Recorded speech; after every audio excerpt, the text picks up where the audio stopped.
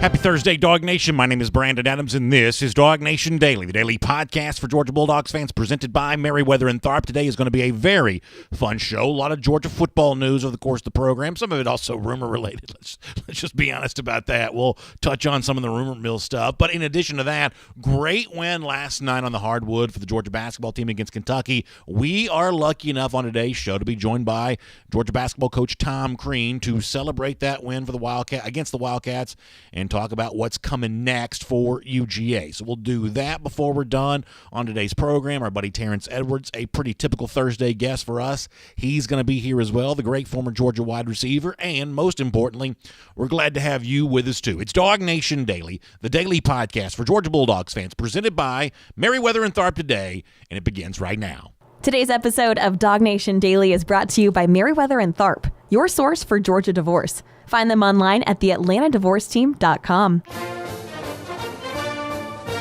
Presented by DawgNation.com. This is DawgNation Daily, the daily podcast for Georgia Bulldogs fans. Here's your host, Brandon Adams. I hope you can stick with us for the entire show today because we are fully loaded. Coming up in just a little bit, we'll hear from our buddy, the typical Thursday guest on our show, at least typical over the course of the last few months, former Georgia wide receiver Terrence Edwards. A lot to discuss with Terrence. We'll look forward to doing that then. And in addition to that, I'm also very excited today about what happened for Georgia basketball last night against Kentucky. A great win, snapping what had been a losing streak for the Dogs against the Cats. The coach who led it, Tom Crean, the coach of Georgia basketball, going to be with us on the program here today before we're done there as well. A great chance to look back on what was a very good night for Georgia basketball. We will do that before we're done here today on DawgNation Daily, presented by Merriweather and Tharp. Before we do anything else, though, let me kind of begin with this. I'm going to build to a point here in just a moment, but let me start with the very interesting news and rumor, however you want to kind of categorize this, from yesterday. There had been some chatter over the course of the last few weeks about what might be going on with former South Carolina head coach Will Muschamp. When Jeff Sintel, our DawgNation recruiting insider, joined us this past Friday on a DawgNation Daily presented by Merriweather and Tharp, Jeff kind of laid out exactly kind of what he'd been hearing over the course of the last few weeks, and Muschamp, who's obviously a Georgia alumnus, what a possible connection might be for Muschamp with the Dogs going forward. This was interesting from Jeff on Friday, the first time I think publicly we had heard Jeff say any of this kind of stuff. Let's go back and hear that. Some of the things that I'd heard over the last month that Will Muschamp was in the building at Georgia. He'd been working on some sort of analyst consulting type role. Not sure what that was going to be. So just simply what I've heard that Muschamp was in the building last month, kind of looking over things, kind of trying to get in some sort of, just looking at Georgia leading up to bowl prep. It's kind of that, I guess it's that thing Kirby Smart always mentions when he talks about self-scouting, trying to see what we can do better. Obviously, the connection there everybody draws is his son, Jackson Muschamp, is a walk-on quarterback on the team. And then you also have the long-time connections going back years and years and years to their time at Georgia. And then Kirby getting some of his first breaks in the coaching profession thanks to Muschamp's recommendation as well. So those guys go back a long way. So as Jeff says, it's easy to draw a line between Muschamp and Georgia. He's an alumnus of the program. He's a good friend of Kirby Smart's. We've seen even public evidence of, how close these guys are, friends with each other. We kind of know that. And in addition to all that, Will's son Jackson is a preferred walk-on quarterback with the Bulldogs. So, if we just kind of sat around and kind of, spitballed about various rumors that could be easily started, the notion that Muschamp might arrive at Georgia was a pretty easy rumor to kind of get going anyway, given the fact there were so many dots that were so easily connected. But as Jeff said on Friday, it kind of goes beyond just the easy connection here that Jeff said that he had talked to people firsthand who had laid eyes on Muschamp kind of coming in and out of the Georgia facility, and this had been kind of ongoing there for a while. So much so that yesterday, I believe our buddy Chip Towers from the AJC had briefly reported that Muschamp was hired by Georgia, and he was going to be in that kind of off-field quality control type analyst role for the Dogs for the upcoming season. There was some pushback from Georgia on that. Kirby Smart in particular, I read at the AJC.com from our buddy Chip that Kirby Smart says in relationship to Muschamp that he is not working here. He visited 2 days, Smart says, in a fairly terse statement, according to the AJC there. So Smart acknowledging that, yes, Muschamp has been here, but kind of pushing back on the idea that he is now working at Georgia. And you probably saw some of that kind of stuff on social media there as well, that the door may be open for it to happen. But according to Smart, that's not what's going on here right now, or as he said to the AJC, it's just simply not happening, and he kind of leaves that at that.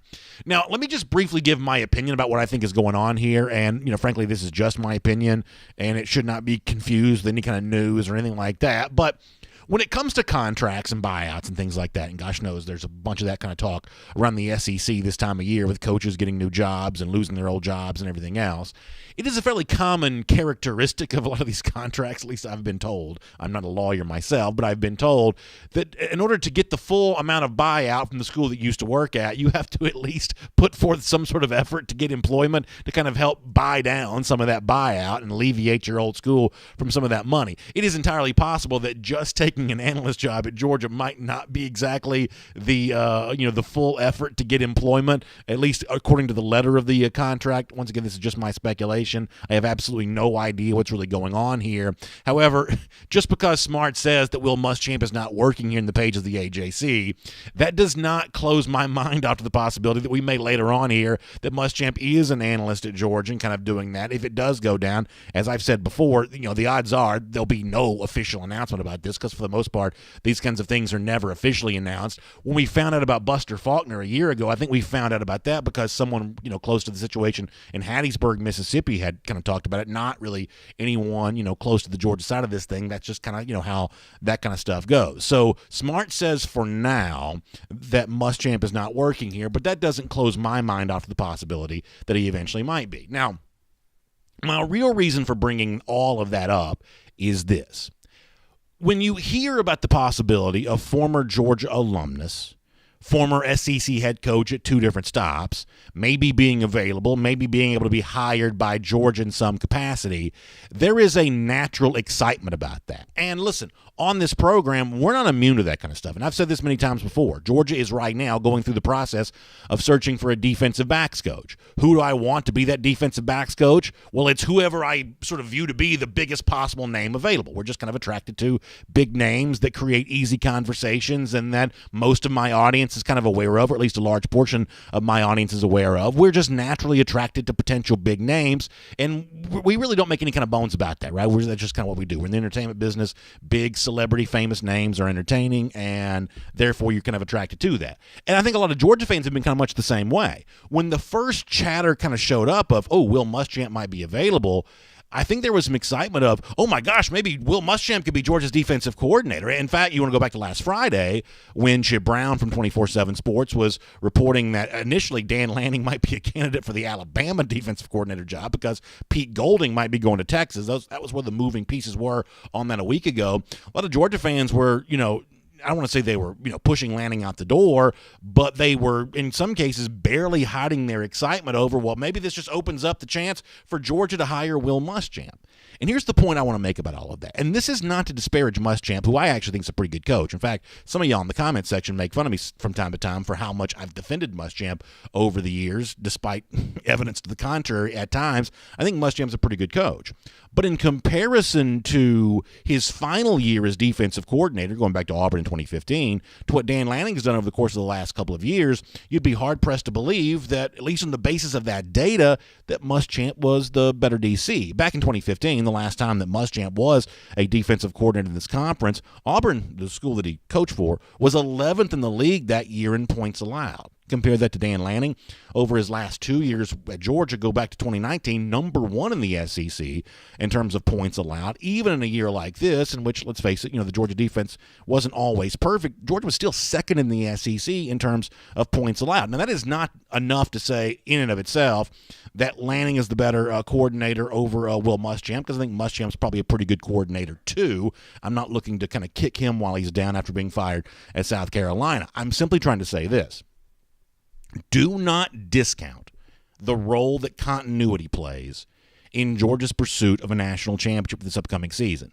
It's kind of a boring topic, really, right? I mean, when we think about how can Georgia win a national championship, it's a lot of times who you can bring in. Can you go and recruit a 5-star player? Can you go and bring somebody in from the transfer portal? Is there some coach you can hire that will get you over the hump? We kind of think of LSU as having done that in 2019 when it brought in Joe Brady. I think there's a lot of external stuff that we kick around. Is there someone from outside the program, coach, player, whatever else, we can bring in, and that's the guy that's going to energize this whole thing and put Georgia over the hump for winning a national championship? But don't discount the role of continuity. I mean, think about how good Alabama was for being able to bring back year over year Steve Sarkisian as offensive coordinator this past season, even Pete Golding, the much maligned defensive coordinator from a year ago. Alabama not great defensively this past year either, at least compared to its own standard, but good enough to win a national championship. I would say that continuity mattered. I mentioned LSU prior to that. We think about Joe Brady coming in, but you had the continuity on both sides with longtime defensive coordinator, the Steve Ensminger, who had been with Edwards there for a while. You had some continuity there. Clemson, the national champion prior to that. Really the picture of continuity when it comes to its coaching staff, with Brent Venables in place for what seems like 100 years, working with Dabo Swinney. So my point in all of this is this. You can make what you want to of the Will Muschamp news cycle. Will he be at Georgia? Won't he be at Georgia? What does it mean that he's been spotted at Georgia? I'm not quite so sure. I would certainly welcome him as a part of this staff in some form or fashion. There's a decent chance he may be quality control analyst or something like that. But the idea that Georgia would be better off with the big name at defensive coordinator, I think the numbers actually push back on that a little bit. I think that Lanning is actually one of the top up-and-coming coaches in the entire sport. His decision to return to Georgia for 2021, I think, was a big, big deal for the program because he is good, but also because continuity matters. It's not the most exciting thing we talk about when it comes to the pursuit of a national championship, but it may be among the most crucial aspects of all, and Georgia seems to have it for this upcoming season. My name's Brandon Adams, and this is DawgNation Daily, the daily podcast for Georgia Bulldogs fans, presented today by our friends at Merriweather and Tharp, and glad to have you with us, no matter how you get to us today, live on video, 10 a.m., Facebook, YouTube, Twitter, radio with our friends in Athens in the Classic City on Athens Sports Radio 960 The Ref, and as a podcast, wherever you find them, including the world-famous DawgNation.com. So glad to have all of you with us, and looking forward to a busy, fun show today.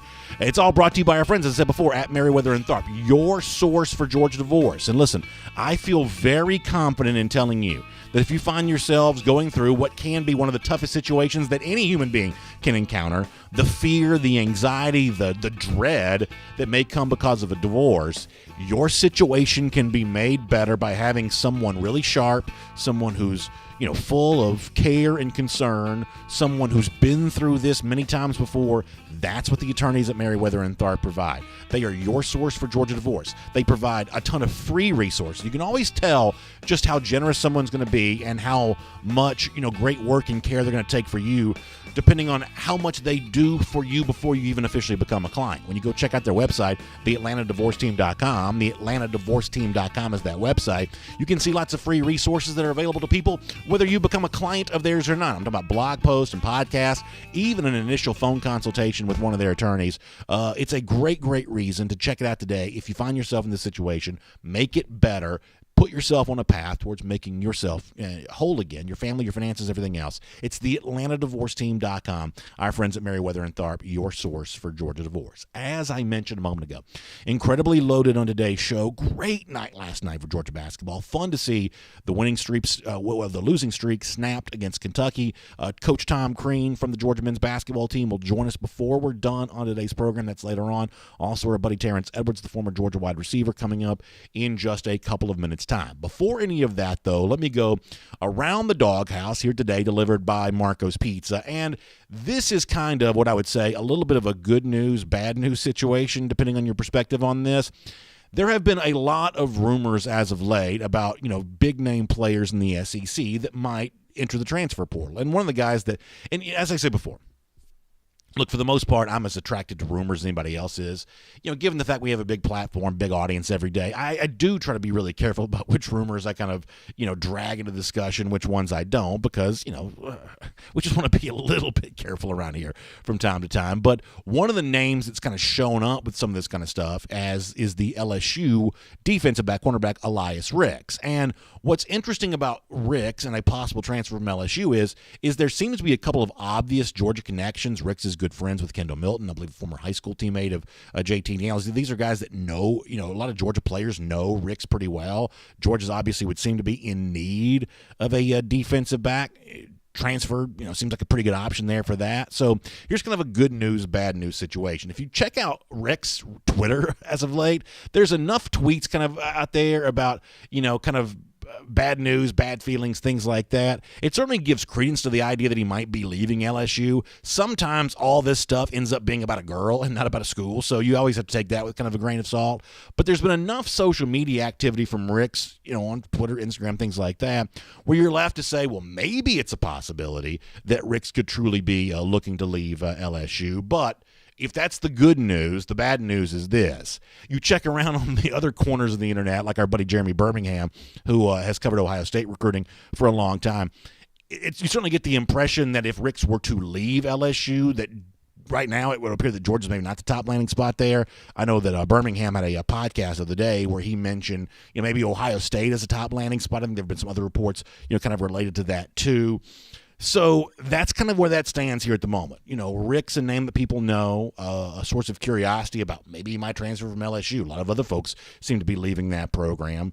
The chances of him doing that may be a possibility. The chances of him landing at Georgia right now may be more remote compared to what some people are saying, like, longtime Ohio State reporters, things like that. So I guess the bottom line is do with that what you will. It's Around the Doghouse, delivered today by our friends at Marco's Pizza, America's most beloved pizza. Real, authentic pizza made the Italian way, and great savings there as well. And, in fact, a lot of great options for you, too. If you've not tried one of their pizza bowls, this is like, especially, for a lot of folks who are trying to, maybe in the new year, do without some of the carbs and things like that. Well, this is the great pizza flavor without the crust. It's a pizza bowl. It's everything you love, just no crust. So there's 3 different varieties. You can get the deluxe, the garden, the all meat. The great pizza bowls there from our friends at Marco's Pizza. You can also get great savings too as well. Large specialty pizza right now, just $13.99. You can find that online, the Marco's app.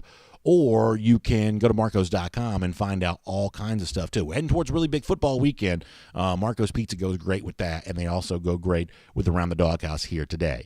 All right, let me recap what the show's going to be like. Later on, Georgia basketball coach Tom Crean. We'll talk to him about a big win for the Dogs last night against Kentucky. There are some SEC news and rumors we want to cover and touch on before the show is done today as well. But for now, on everything going on with UGA football, the search for a new defense backs coach, and kind of the offseason approach this team's going to take, let's talk to our buddy Terrence Edwards right now.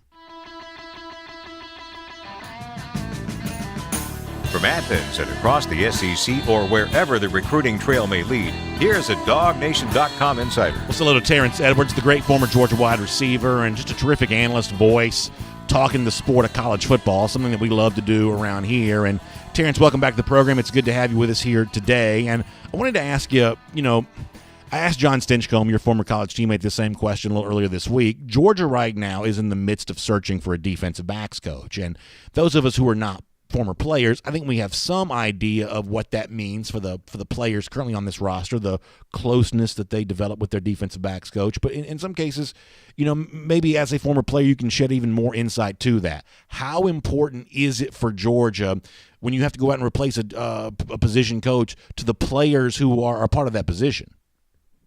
Right. It's tough because the defense back coach or in a positional coach kind of recruited these guys, been in-house with these guys, kind of know these guys intimately and personally. So now you're bringing in a new coach that's got to get to know each and every player. And as a coach myself, that's a lot of personalities in one room, and you have to figure out how to coach these guys. So it's an adjustment, but I think they're all young adults and grown men, and they will figure it out. And hopefully we have a spring practice up on our belt so these guys can really learn what this new defensive back coach is looking for in the way he coaches. You know, a lot of folks in the media, and you just hear this commonly mentioned around college football from time to time, that, oh, you can't choose a school for the coach. You're going to choose it for the location. I've always felt like, though, that that's probably something that's easier said than done because, let's face it, that position coach, and as you said, you are a position coach. You kind of understand this kind of stuff. That position coach is someone who develops, either for the good or the bad, such a close relationship with those players that, the notion that you got to choose a school because of the academic stuff or because of the town that you live in and not the coach you're going to play for, that's one of those things that's just easier said than done, is it not? It's easier said than done. I mean, these guys really got to get to know your position coach. You spend a crazy amount of time with your position coach. I mean, in the meetings, and that's the guy who's coaching you. That's the guy who's calling you if there's anything wrong. Like, that's the first guy you meet before you go to your head coach. So the position of coach is very important to the development on and off the field to these young men. And now this defensive back group has to get to know a new coach. So let me give you one more kind of thought on this, then we can move on and talk about something different. I'm curious if you agree with this or not, and maybe you don't. Normally when Georgia has the need to replace a position coach, I typically want the best recruiter Georgia can find because of how valuable it is to have the best possible talent you can get. This may be one instance, though, where I've kind of said, I'm not quite so sure that I value recruiting over on-field coaching for this particular team this particular year. Georgia's got plenty of talent in its defensive back room at the moment. It is inexperienced. And so, therefore, knowing that Georgia would seem to, at least on paper, have most of the other pieces that it needs to really compete for a national championship, if you're a Georgia fan, it's almost like you say, let's make sure that this one area doesn't become an Achilles heel for Georgia, an inexperienced secondary that isn't coached up as well as they could be. Maybe for this one hire, this one time, maybe you do lean more in the direction of quality on-field coach more so than tireless recruiter. Where would you come down on a conversation like that? I agree with you totally 100%. I think people are, going crazy. I've seen a lot of messages like we have to go into the portal to go get an experienced DB. I don't think so. I think we have a lot of young talent in that DB room. And I think it's time, Jalen Kimber. We have Ringo. We have a lot of talent in that room that needs to play, and we need a coach that can really coach them up. And I think Kirby is the ultimate recruiter once it comes to the defensive back. So he can handle the recruiting part, especially in the secondary. We need a coach now that can really get the best out of these guys. And I agree with you 100%.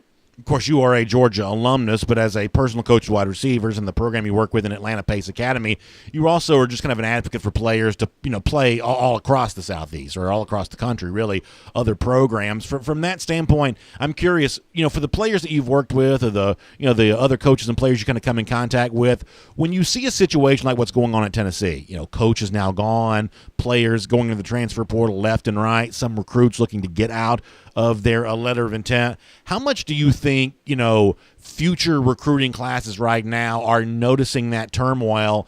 And when you have a situation like what's gone down with Pruitt and, him being, kind of kicked to the curb there in Knoxville, how badly do you think something like that has a chance to set back a Tennessee program? Certainly from my standpoint, it seems like they could have damage done that could last for years. What's your perspective on that? I think so, too. I think the hire that they're going to hire is got to be a slam dunk. It got to be a guy that could come in very quickly. I'm an SEC guy. I love the SEC, and I think Tennessee, along with Florida and Georgia, has to be good every year just to make the competitive balance in the league. And that's, of course, I want Georgia to be the top dog, but I just don't want Tennessee to be a doormat. So they have to hire a guy. And recruits are going to leave. The stability right now, recruits don't want to go through that. We saw what happened at SC, where everything was happening back in the day, and they got stripped of all their wins and their titles and all that. Players want to go to a situation where the stability is not great. They have to find a guy that's going to turn around this program. I think a big-name guy that everyone knows that can go in and turn around this program. And I hope they hire a slam-dunk candidate. One of the, I guess, most important storylines for Georgia this offseason is something we won't get a lot of public indication about. The continued work of JT Daniels, now fully cemented as Georgia's starting quarterback, a more seasoned, experienced crop of wide receivers coming back for Georgia in 2021 than maybe the program has had the last couple of years. Terrence, take me behind the scenes here for a moment. What can happen right now? Obviously, we hope that spring practice takes place. That's a big part of this. But what can this early portion of the offseason calendar be like for quarterback and receivers getting on the same page, continuing to develop their chemistry, and really taking this Georgia offense where it has a chance to go for the upcoming season? I think this offseason is going to be big for the Georgia offense. And now we have a quarterback, an established quarterback, and a guy. We know who's going to be the quarterback after his injury-wise, and I knock on wood that also now that gets the guys together to go do 7-on-7 when the coaches are not allowed to be out there. Those are the things that most fans don't know. The coaches are not allowed to be with the team for a certain period of time. So now it's the strength and conditioning coaches that have the guys in. It's JT Daniels' job now to get the guys to go and throw, get the guys together, go and watch film. It's his job to get all these guys on one accord going into spring practice. So I promise I won't ask you about this every time you come on the show, but I think a lot of folks are curious. Things have kind of gone quiet on the Rick Gilbert front as of late. Anything that you can tell us right now that you're authorized to tell us about what maybe Gilbert might be thinking right now, or kind of what his situation is like there currently in Baton Rouge, but possibly maybe moving somewhere else? The young man right now is just trying to take his time, trying to figure out and navigate himself through this whole process and just trying to make the best decision for him.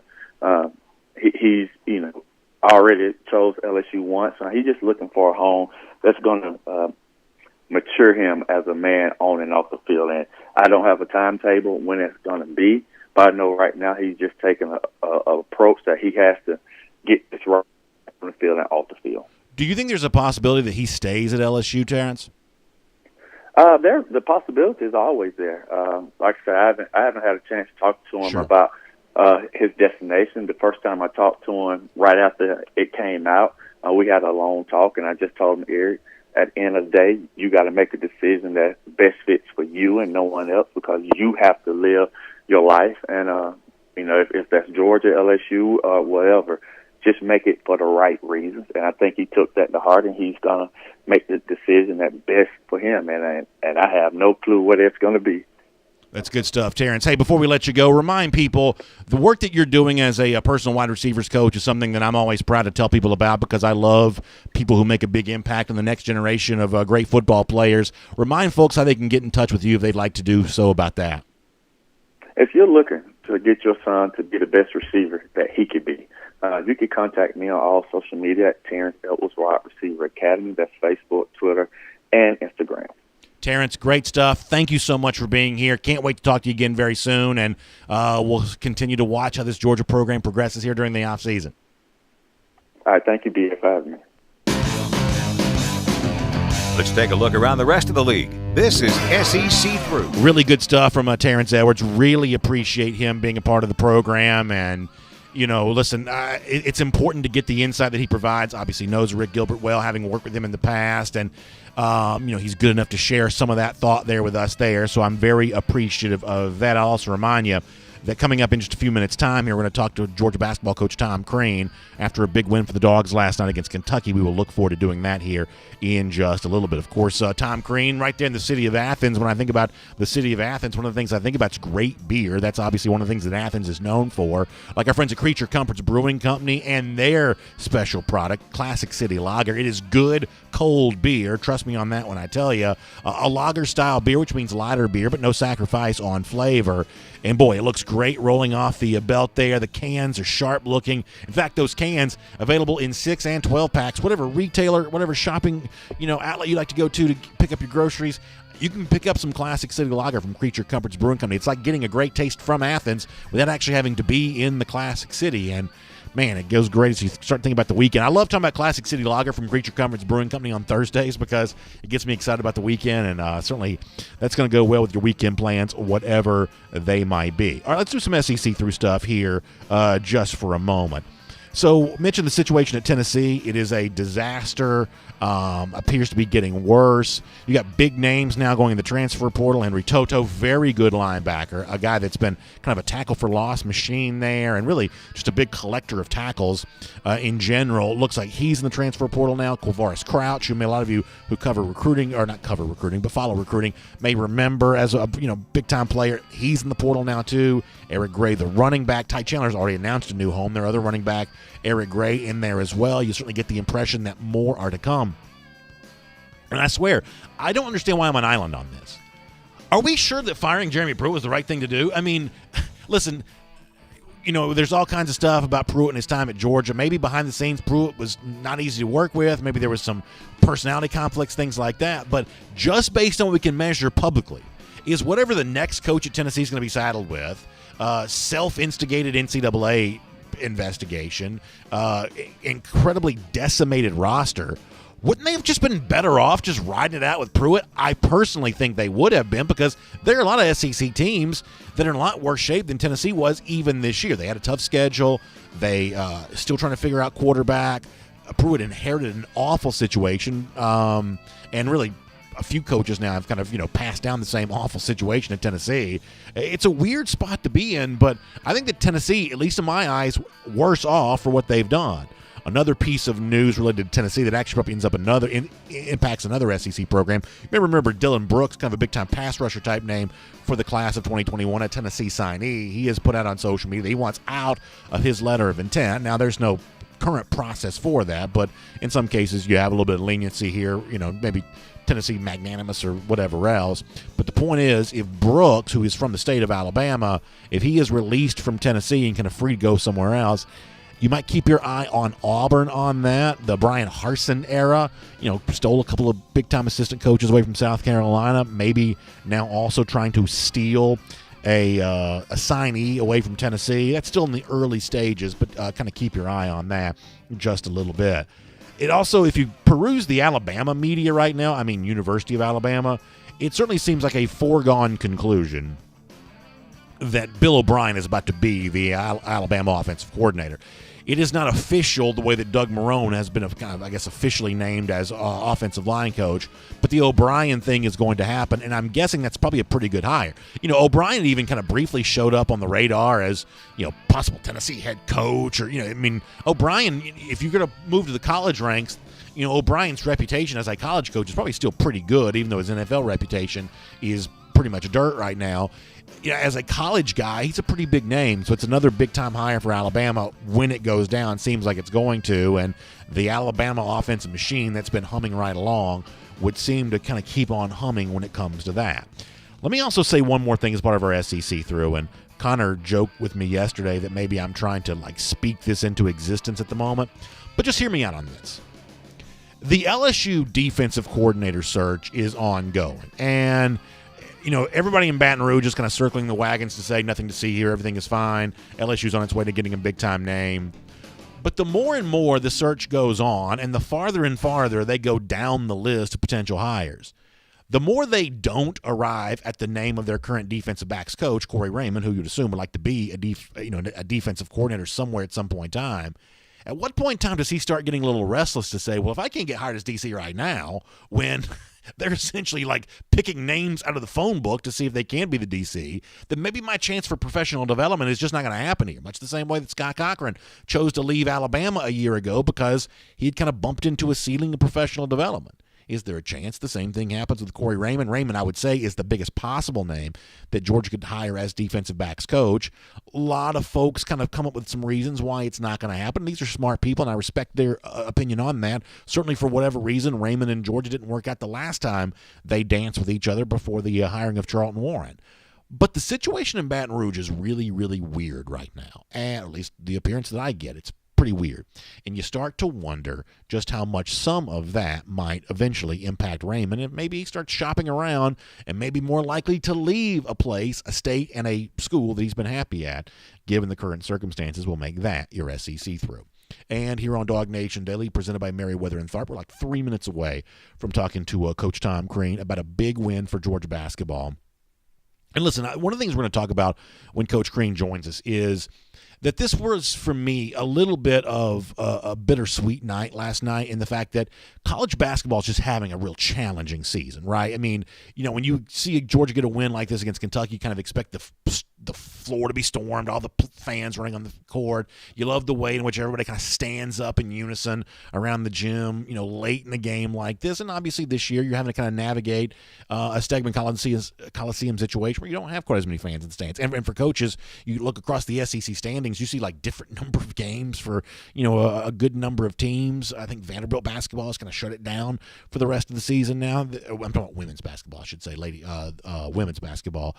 It's just kind of a challenging time. And so for Coach Crean, it certainly seems like he is navigating that as best as can be navigated. Very good run through the non-conference slate. A little bit of a tough start to SEC play. Some of that was tough road games. Times Georgia probably also didn't play its best brand of basketball. But certainly after a win against Ole Miss this past weekend and a win against Kentucky last night, it was really just a kind of a nice commercial for Georgia basketball. I'll tell you a quick story about this, and then we'll get ready to speak to Coach Crean here in just a moment. So one of the things I like to do in the morning before my kids go off to school, I like to spend just a little bit of time with them. And, sometimes my daughter and I watch a little Disney Plus, or my son and I watch a little, Sports Center. It's like 5 minutes, right? It's not much time, but it's just a little time to, kind of relax and kind of catch your breath a little bit before the day starts with them going to school and me going to work. And so my son and I this morning were watching a little bit of Sports Center, and, down there on the crawl at the very bottom, they showed the lead, which is like the big stories that are ongoing. They show the lead. And among the lead stories for Sports Center this morning down there on the crawl was Georgia basketball getting a win against Kentucky. Now, ESPN told it from a Kentucky perspective, which, listen, I guess you can kind of expect that. But nonetheless, Georgia basketball kind of on that lead. My son said, hey, look, there's Georgia. And so that's why it's good, I think, to have kind of blue blood flagship institutions in your conference, even if we don't like Kentucky basketball. It's kind of good to have a program like that everybody knows and ESPN pays attention to, because when you go out and get a win against a program like that, it also provides, nice publicity and good value for you. And we saw some of that on ESPN this morning. And the guy who led the victory last night, Georgia basketball coach Tom Crean, good enough to join us here for a couple of minutes on DawgNation Daily, presented by Merriweather and Tharp. Coach Crean, congratulations to you and your team for what was a really fun win last night, and thank you so much for spending a couple of minutes with us on the program here today. You're welcome. You're welcome. I appreciate you asking, and thank you. So let me start with this. Obviously, we know it snapped for Georgia, kind of a losing streak against the Wildcats, dating back, I think, 8 years, 14 games, I believe, was the streak. When you're coaching in a game like that with these young players who weren't around for games like that, and some of them may not even be fully aware of the Kentucky mystique, how much does Kentucky's history, both recent and long-term, hang over the court in a game like the one you coached last night or like the previous games you've coached in against Kentucky? Well, I think it's important that you don't let it. I think it's important that you cover it, right? I don't think you can ignore it. I think you cover it, and that you're not playing the tradition. You're not playing the mystique and the mystery. You're not playing the jersey. You're playing the players inside of it, and you try to get them to understand, and then you don't spend much time on it. You spend the majority of your time on what you've got to do to get yourself to win by eliminating losing. How you block out, how you get back in transition defense, how you challenge shots, how we cut and move without the ball. But I do think it is important to address that, and I don't address it much, but I address it enough to where they understand it. But again, it's easier said than done. They have to play that way. It's a big deal. When you play Kentucky, it doesn't matter about anybody's record or any of that type of stuff. What matters is it's Kentucky. And so you just put it in context that the most important thing is, okay, this is what we've got to take away from this guy. This is what we've got to take away from that guy. And you try to stay focused on that. When I'm watching your team, I'm seeing an entertaining brand of basketball. I would say that Severe Wheeler is one of the quickest players in the SEC, moving 94 feet. Katie Johnson's obviously brought a big offensive spark since he's become eligible. How happy are you right now with the energy with which your team is playing with? Certainly it seems like we saw, it was not a perfect game, obviously, and I think you would attest to that, but a lot of energy from your team last night. How happy are you with that right now? Well, I'm happy with the spirit, and I think the spirit creates energy, and the spirit creates belief. The spirit creates camaraderie, and that's the most important thing. You can never let the game or an individual in the game take your spirit, and I thought that happened a little bit in Auburn and at Arkansas. We didn't have the same spirit to win the game. We didn't have the same connectivity. And when we got down, we didn't believe we could win. And I think in the Ole Miss game, and then certainly in this game, parlayed into the fact that we never lost that belief. So it's tough when you're playing Kentucky. They're not a fast-paced team. They want to make the game in the half court. You're dealing with a lot of length. You're dealing with a lot of size. You're dealing with talent. You've got to be really able to stay connected. Defensively, I thought maybe as big a key to the game, outside of the lack of turnovers for us and the way we were able to capitalize on theirs, was the 1 for 13 3-point shooting. Yeah. Because they do have a guy that was shooting 50% in league, in number 11, Dante Allen. And so those kind of things where the energy is really strong, possession after possession, even when you're not scoring, when teams that struggle defensively a lot of times are because they're living in the past, because they just missed a shot or were struggling getting our offense going. And I think last night and against Ole Miss, we didn't do that. Yeah, you mentioned that a moment ago. I think it's kind of an interesting point that obviously a very nice run through the non-conference slate, kind of a tough schedule to start your SEC play on the road, some tough venues. And, obviously there's that need to kind of change the momentum. Beyond just beating a blue blood team that everybody knows in Kentucky, how important have the last 2 games been for your team in terms of kind of reestablishing your footing within SEC play now? Well, I think that's the result of it. But I think the most important thing is the way we've responded from those games. And like I told this team, we won the Ole Miss game on Thursday and Friday with the way that they responded, and the way that they responded in practice, the way they responded in the Ole Miss hotel ballroom when we're watching film and walking through on Friday night, because that created their spirit again. And I loved our locker room, our pregame locker room before Ole Miss, which is, to me as a coach, is something that it's a big judgment for me. If that locker room feels good on the road, and you're in there with them, and they're looking back at you, and you're getting energy from them, now you feel you're going to have a chance. And I felt like that, in that game. And so I think those things are what you concentrate most on as a coach, and trying to get it right.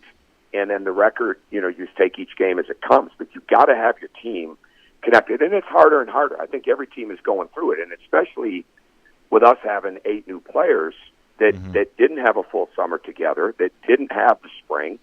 The guys that have played the most are 2 sophomores in Tumani and Sevier, and then you throw in Ty Fagan, and everybody else is new that's playing. Yeah. So it takes time, and especially in a pandemic year like this, where everything is so different. And so the mental challenge of this is really crucial. And that's where camaraderie and togetherness come in, and then they start to understand, hey, I can do a lot more when I'm bringing energy to my teammates because they're bringing energy to me. And it sounds simple, but it's complicated because It's not easy to do that.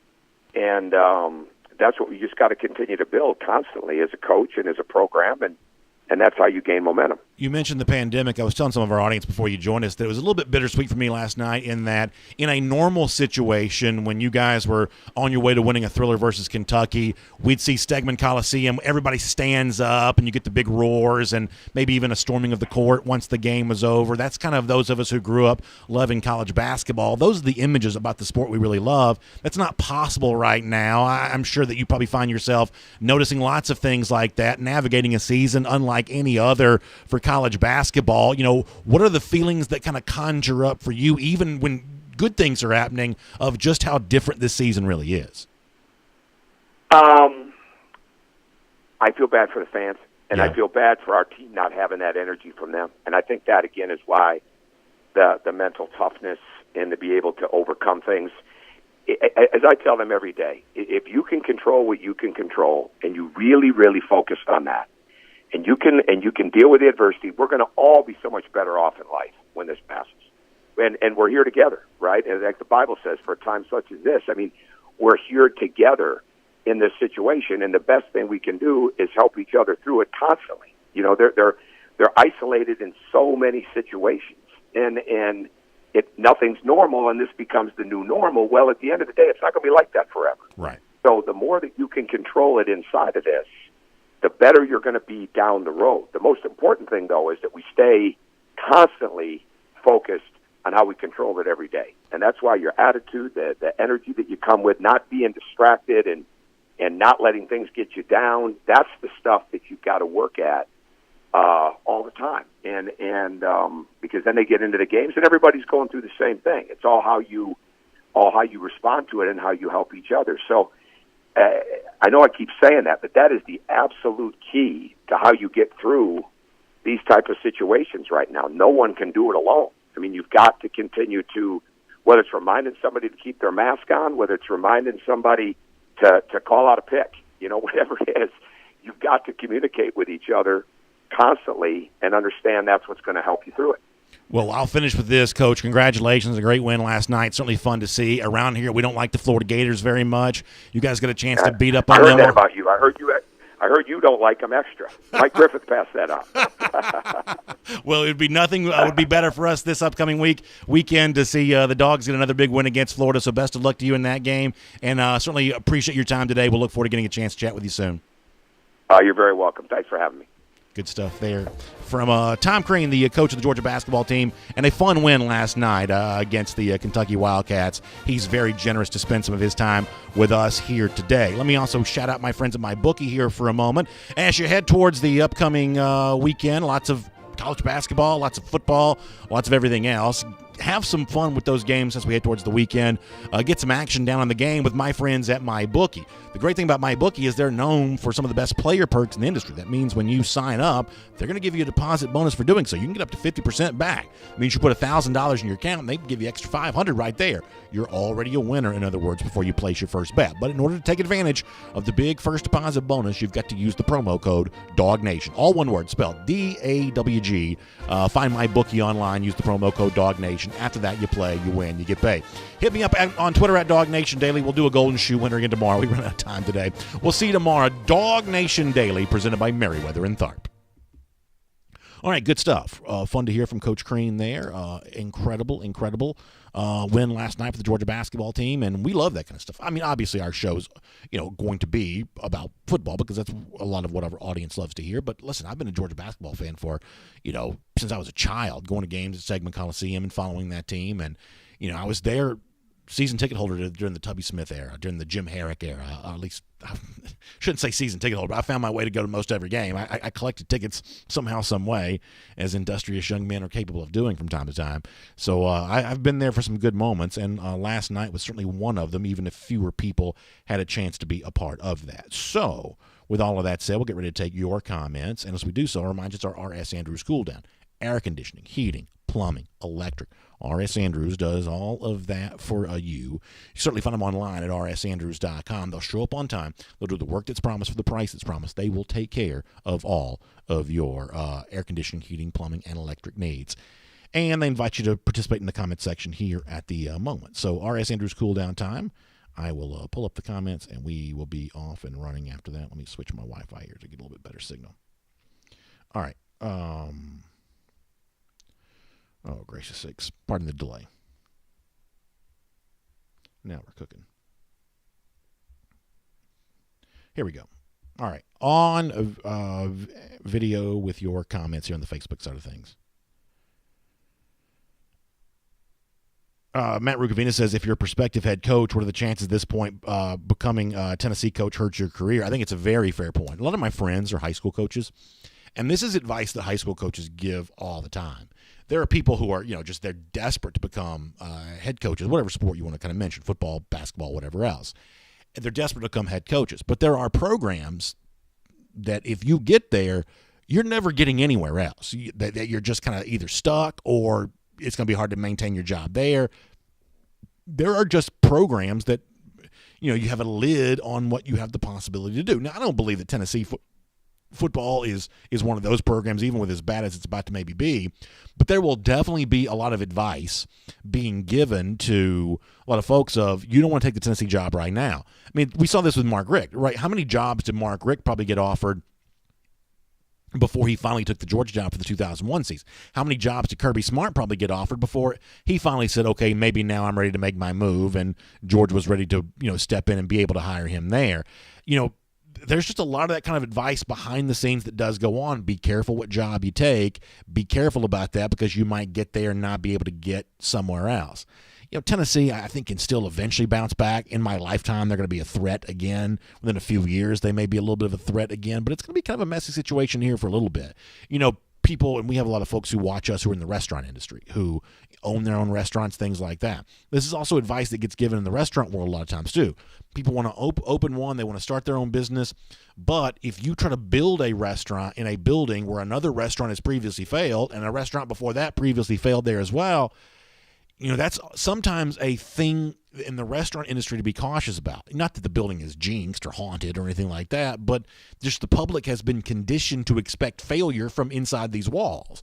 And if you're a potential Tennessee football coach right now, when you see what happened with Pruitt, when you see what happened with Butch Jones, when you see what happened with Derek Dooley, when you see what happened, even in years prior to that, for a lot of coaches, they're saying, well, the track record of this job is not very good, and my professional prospects may be diminished because of it. I don't think that's a bad point.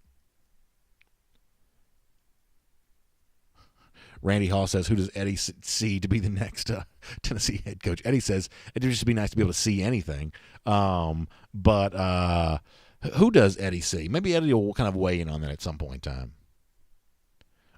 Clay Dyke says, any news on a DawgNation event for G-Day game on April 17th? I mean, obviously, I hope that we're able to do something, and I hope that, G-Day does take place as we kind of typically assume it's going to take place. I know there's some dates that are kind of floating out there online about that right now. I certainly hope that's the case. And, here's what I'll say.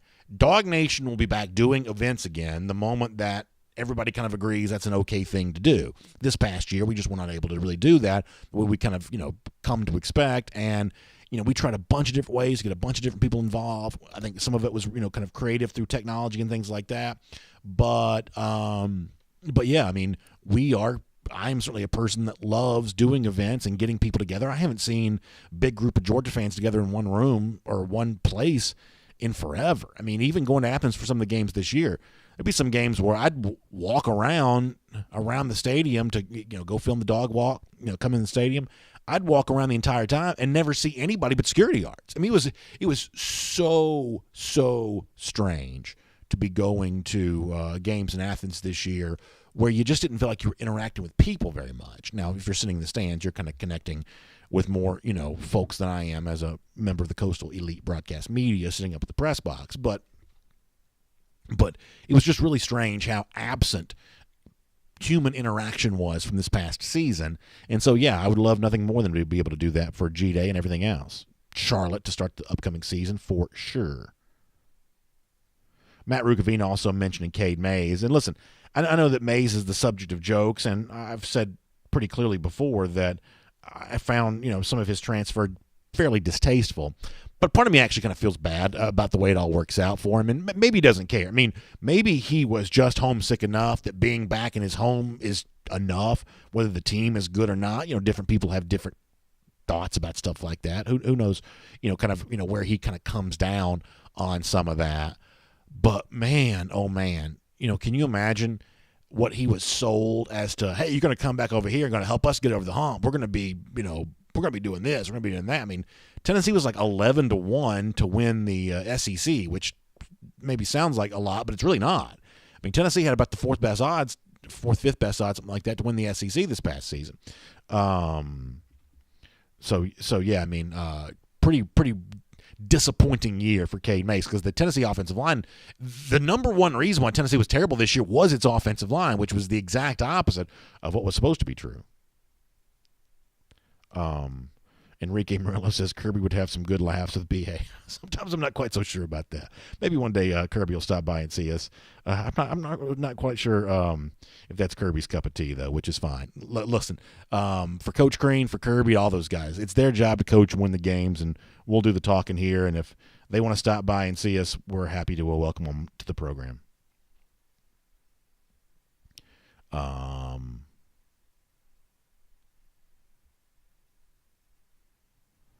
Thomas Tyson says, I was planning on moving back home to Atlanta this summer, but doesn't look like that's going to happen. Still plan on attending the Clemson game. Good, Thomas. Well, hopefully we'll be there as well, and maybe we can bump into each other there in Charlotte for that. Frank Patterson says Smokies in the portal. It wouldn't surprise me at this point in time. Would not surprise me.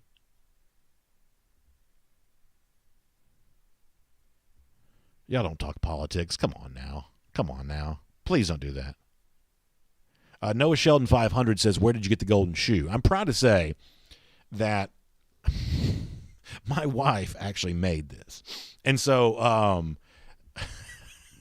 I swear it would have been easier if we had just gone to a trophy shop and had them like truly bronze a shoe and like actually put it on an actual trophy. If we'd just done that, it would have been way easier than what we did. But all of this was just household items that we had. I hate to, break the veneer of prestige here, but this was one of my shoes that we spray painted gold. This was, a box we kind of turned into the trophy base. This was some gold paper that we kind of made into the plaque. So we spent a weekend. My daughter loves crafts, so the fact that we were doing this like big large scale craft was like the most amazing thing in the world to her. So we spent the weekend doing this. And we had, I'm embarrassed to say, like a few spec ideas that I didn't think quite worked as well. I wanted something that kind of looked good on the set, and some things were just a little bit hard to make sense of, didn't quite look the way I wanted them to look, and so we kind of landed on this. The box was originally like kind of like an oak type box or whatever, and we kind of spray painted it black, and it looks just like a trophy base. So we've kind of turned that in there. So I have nothing but my wife to thank for that, who's not watching the show today, but normally a lot of times she is watching it.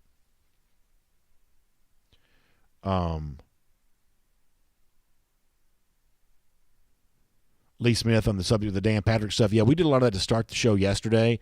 There's some more stuff related to, Tennessee people wildly throwing accusations near UGA's direction. I'm going to do some of that on the show tomorrow, I believe. So there's more of that coming up. Scott Harris also asking about that. So from yesterday's show off the top, and like I said, you can go back to the beginning of yesterday's show and see this for yourself. Patrick was talking about the sloppiness of Tennessee recruiting, the possibility that former Vols tight end Jason Witten might be the next Tennessee head coach. He's a current NFL player right now. Seems pretty specious in terms of a claim, but also mentioned once again that, hey, my source told me that Georgia was mixed up in all of this. Patrick had said that once before, kind of repeated that again on another show this week. There was a respected Tennessee reporter on TV this week that also tried to drag Georgia's name through the mud in all of this. I think this is about to become like one of the grand conspiracy theories. Pardon me for kind of making a hot button comparison, but I think this is about to become like the QAnon SEC type thing here, where it's like you got Vols fans on message boards from here to eternity saying, my sources are telling me that it's about to go down at Georgia. The FBI is about to raid the place. There's going to be mass arrests, and Philip Fulmer is going to be installed as SEC commissioner for life or whatever. I sort of get the impression that people are going to be up in Knoxville expecting the hammer to drop on Georgia for about the next 50 years, but it's not going to happen for about a million reasons. But, yeah, the sort of Tennessee-bred conspiracy theory about Georgia recruiting is not going to go away anytime soon, but it's not going to get picked up by anybody else. Thomas Van Sano wants a Happy Meal with $100. I guess you go to Knoxville to get yourself one of those.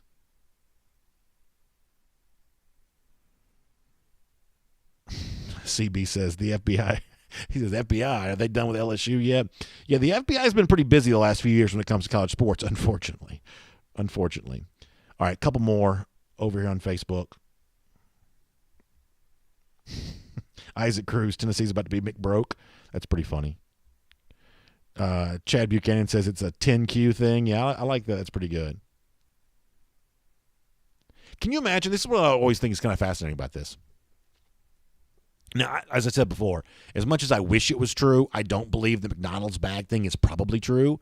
That doesn't mean we're not going to run with it because it's just fun, but it's probably not true. But let's just say for a moment that it was true. This is what I always kind of find fascinating. Can you imagine how mad you must be as a player to find out that other guys got McDonald's bags full of cash and you didn't get anything? That you literally didn't get anything but some fries? I can only imagine what that must be like. Because listen, certain people are just better negotiators than others. Certain people are just, better at crafting a deal for themselves. And, frankly, there are, plenty of people who, have other things they value. Like I said before, I don't believe the McDonald's bag thing is true.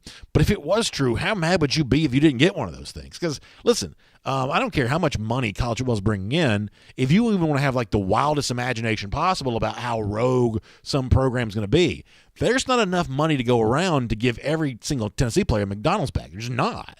So there are going to be some people in this fictitious world where the McDonald's bag thing is real. There are going to be some people who are getting McDonald's bags and some people who are not. Imagine being one of the ones who's not. I'd be pretty mad.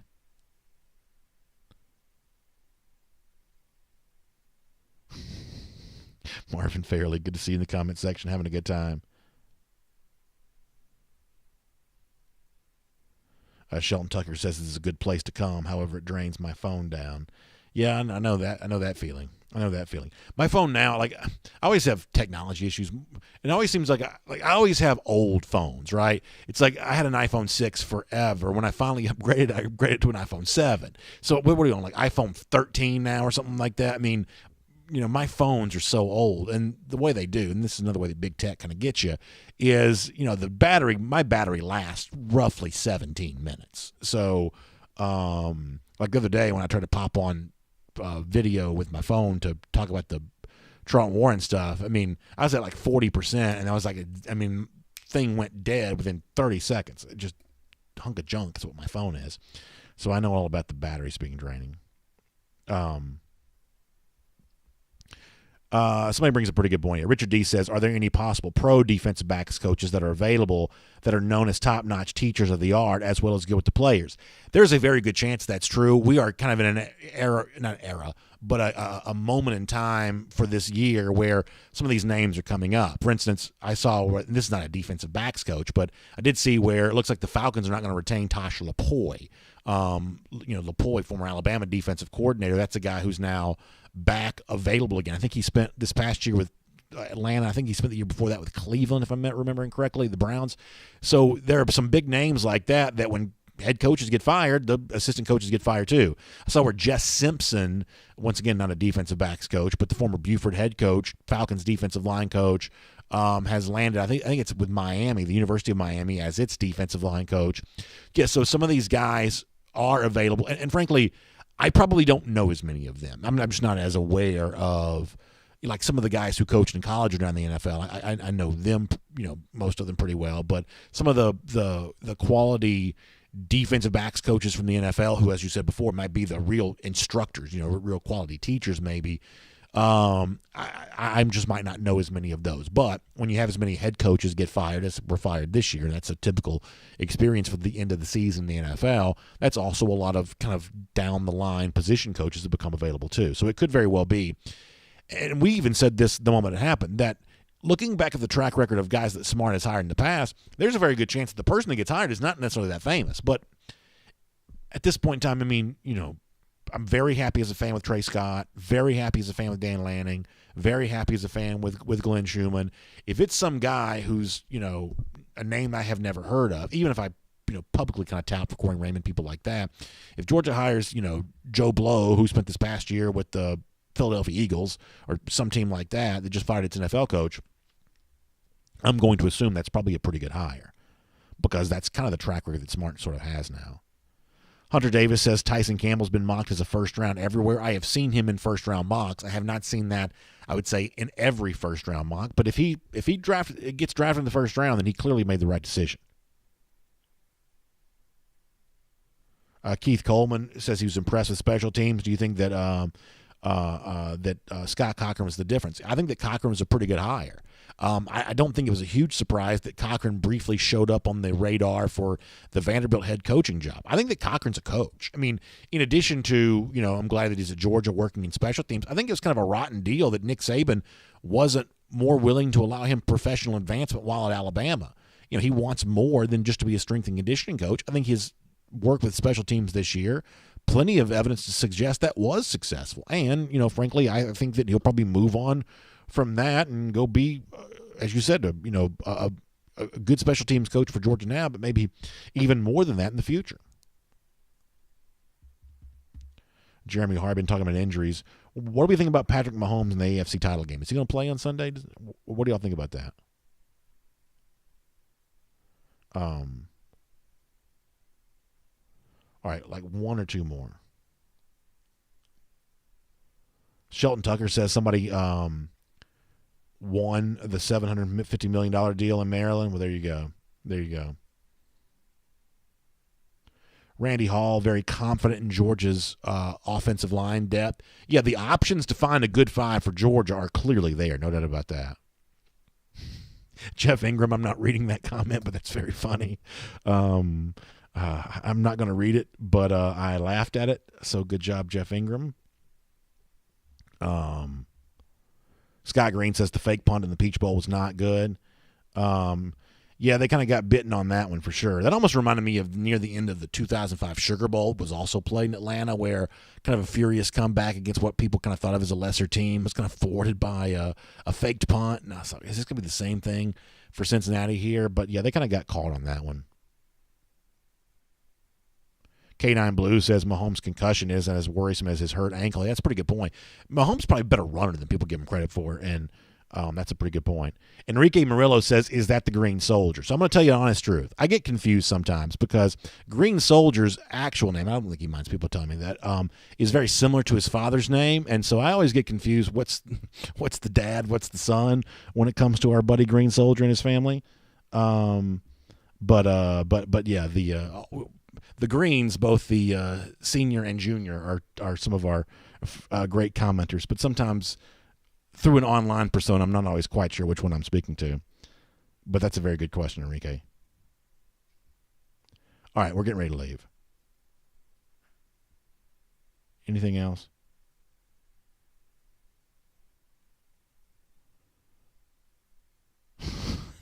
Danny Blackman says me staying home too much has kind of gotten to me. Yeah, I was quarantined there for a while, but I guess when you get quarantined kind of like that, you start to get a little bit bored.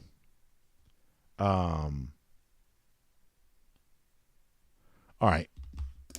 We shall talk to you guys soon. Thanks for being here on our program here today, R.S. Andrews Cool Down Time. Let me also give a big shout out to our friends at the AJC. Really, really interesting stuff. Make sure you check out ajc.com for all of that, including some folks from our state and the new presidential administration. You can find out about that. Also, some changes coming to Sandy Springs, not too far away from where we broadcast each and every day. More expected changes kind of unfolding with the Falcons coaching staff. You can find out about that. And a really cool Hot Wheels event taking place. Read about that. It's always kind of fun to kind of think about some of the fun stuff that's coming up around the Atlanta area. And thankfully, in a big city like this, there's no shortage of that, even during pandemic times. So check that online as well. Atlanta News Now at ajc.com. Appreciate you being here on our RS Andrews Cool Down. Check them out, rsandrews.com. Water heater goes out. Just as a for instance, they can in many cases replace it for you the same day. They show up on time. They do the work that's promised for the price that's promised. Check out RS Andrews today, and we appreciate you being here for DawgNation Daily, presented by Merriweather and Tharp. If you missed part of the today's show and you want to go back and check the full thing out and to hear everything that was said, always a lot of fun to do. We'll see you back here tomorrow morning at 10 a.m. For more DawgNation videos, check out youtube.com/DawgNation.